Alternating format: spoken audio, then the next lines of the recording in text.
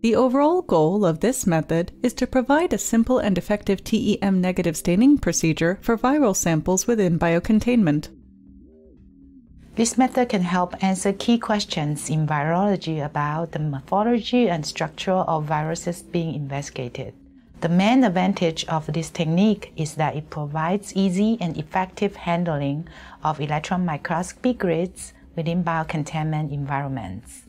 This technique is useful as part of TEM diagnosis of an unknown virus because it can be easily applied to viral samples in all environments.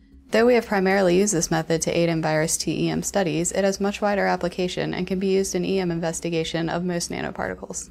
Generally, individuals new to this method will struggle because it takes some practice to ensure TEM grids are not damaged when loaded and unloaded from the capsules.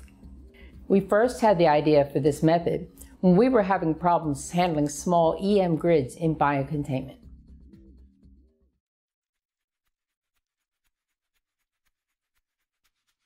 To begin this procedure, prepare or purchase FormVar and carbon-coated TEM copper grids.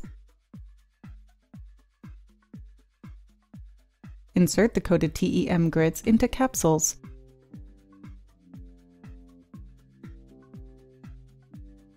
Next, transfer the loaded capsules along with other supplies and reagents to biocontainment.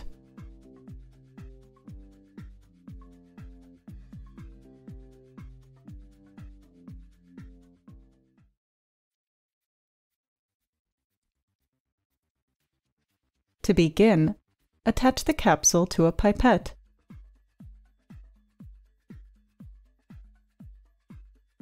Aspirate 40 microliters of virus suspension into